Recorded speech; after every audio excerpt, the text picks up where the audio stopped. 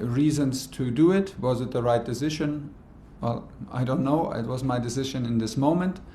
And for us in the group, we spoke in front of the whole group, to not make it bigger than it is, because for us was not a big thing. I know that it could be sometimes, and sometimes you reflect while you do it, should I do it, because maybe the media and outside and family and whatever makes it bigger than it actually is meant. Still I did it, and we had the only reaction that we wanted was he went back to normal mood, to a good mood, to a smile, to good training on the next day, to a very, very good training today. And that's it. I already said right after the game, this is the decision for today. This is the lesson to learn from today, for him, for me also. And we go on, and then it's forgotten, and it's absolutely the way. So in here in Cobham, between us two, between me and the team, business as usual, no big thing. Nizar Kinsella. Hi Thomas, I just wanted to ask, how's Kai Havertz and how's Christian Pulsic head of the match, and is there any other injury doubts for the game? I'm very happy that both of them are in the group. They trained with us, they have no complaints, and I'm happy they travel with us and are in the squad for tomorrow. Pablo Lopez.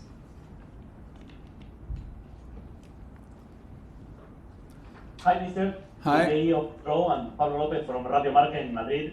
The day of the draw, this round of champions, you were the Paris coach. What do you think about this playoff, this knockout between Chelsea and Athleti at that moment? And what your vision has changed about now that you are in Dublin, you are the Chelsea's coach? Your vision has changed? Thank you. What has changed? My vision. Now you're in London. My vision has changed because in my beliefs, the vision of a coach changes with the team and the club where you work.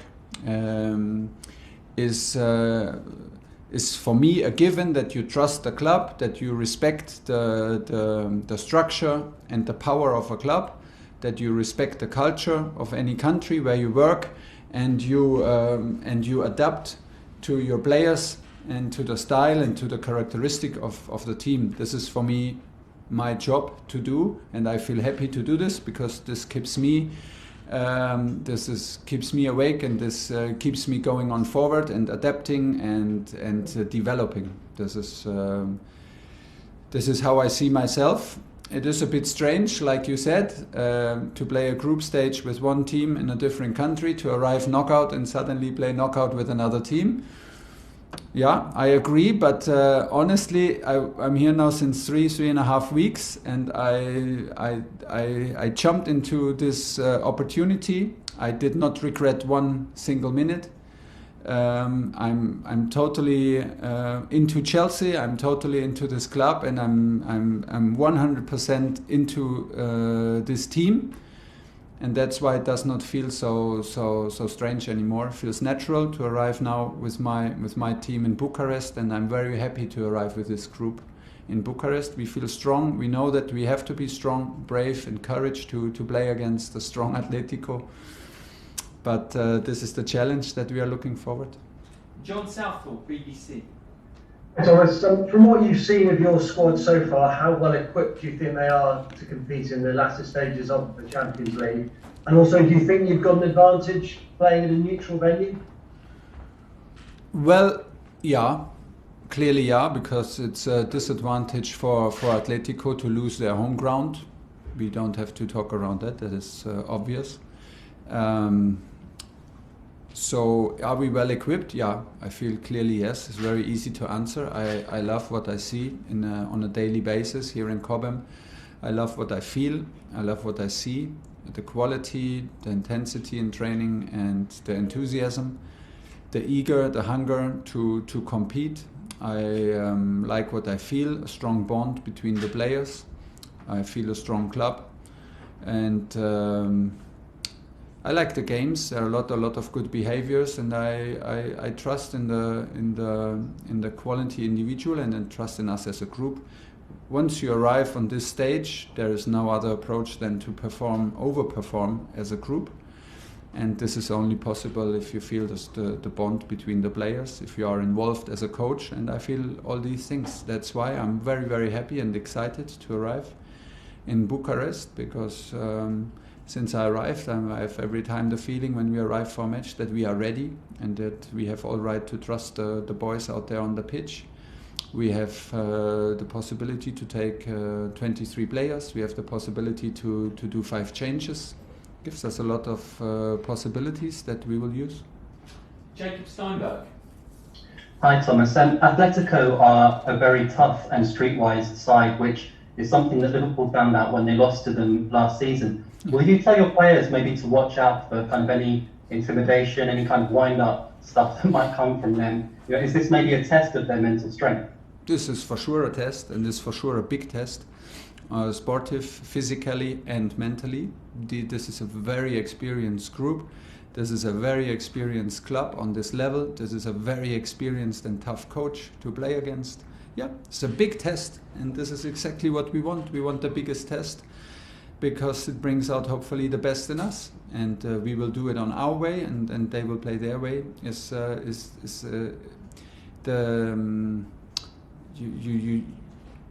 It's clear when you play against Athletico what you get. You get a hard fighting, experienced and a team with a lot of mentality, and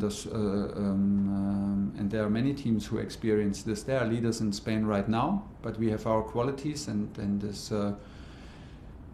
the focus is on us. Fred Calderia. Hi Thomas. I would like to ask you about something that Thiago Silva said in a recent interview to us about the weight of playing the Champions League.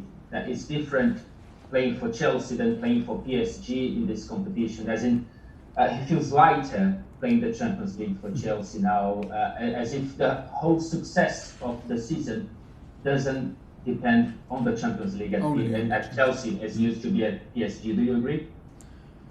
I can understand that he feels like this. For me as a coach, it never felt like this.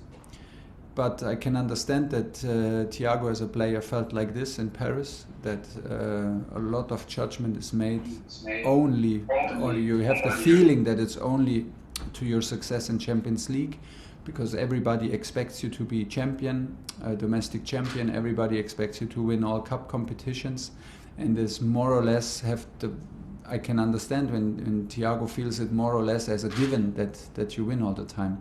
When you work like the players and me as a staff and the coach, you know how hard it is to maintain a certain level, to become champions all the time, to win every knockout game in the cup, and to arrive on top on a Champions League level.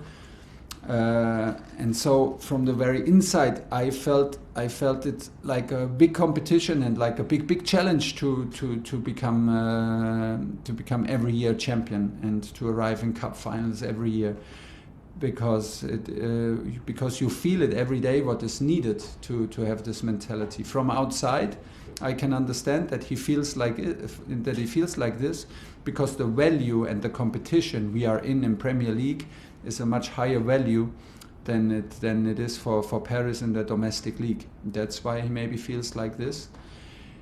In general, it should always feel like this. It is sports, it is highest level in sports, and to a certain degree we have to feel light, and we have to look onto the chances this brings, and to the joy this brings to compete on this level.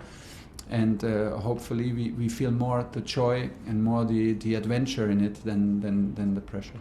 Okay, we've got time for 2 more. Last 2, Matt Dunn and then Andy Dillon to finish. Matt. Hi, Thomas. Hi. There seems to be little secret that you tried very hard to sign Luis Suarez in September, or wanted your club to sign him at least. What is it you like about him as a player, and are you aware of his history with Chelsea specifically? No, I'm not aware of the history with Chelsea. Just unmute yourself. Yeah, the biting incident in 2013. I don't know if you recall. Okay. But generally, what do you make of him as a player, and why were you so keen on him? Well, there was a possibility. We heard the rumors that he is about to leave Barcelona, who cannot be interested to sign one of the best strikers in world football, in history and in present world football. So we tried our luck. We did not make it. He chose to stay in Spain. He changed for Athletico, and again he proves his quality. Is a natural striker. I think is a born striker, born as a striker, and he has the certain mentality that only strikers have, and this mentality to show his will, his intensity, his anger, and to score, and is never satisfied. So what a mentality, what a player. I'm not involved in his history. It's Chelsea, and it's never a good thing to look too far behind and to look too far behind. We look up front, and we play him tomorrow, and he plays for Atletico. And we know about his qualities, and we will be very aware of it, and we try to hold him back from scoring. Last question, Andy Dillon. Good afternoon, Thomas. How are you? Hi, I'm fine. And now I'm excited about your question. Please don't flatter me too much, please. First of all, just a very quick one. I'm assuming that Hudson-Odoi is travelling with you and could still start the game. Sure. He's shown good. And your answer to Matt there has kind of thrown me a bit and made me change direction. So if Luis Suarez were to become available again in the near future, would you consider working with him again? Would you still be attracted by that possibility? I don't know. I don't know. Yes. No, I don't know because what's the particular moment, and could have would have maybe been a fit to our squad in Paris. Now things are different. Did not spend 1 second, and I think he's under contract, and it's not worth thinking about it, honestly. And I haven't, and the possibility is high that we will not think about it. Okay, that's it, everyone. We will stay on the line.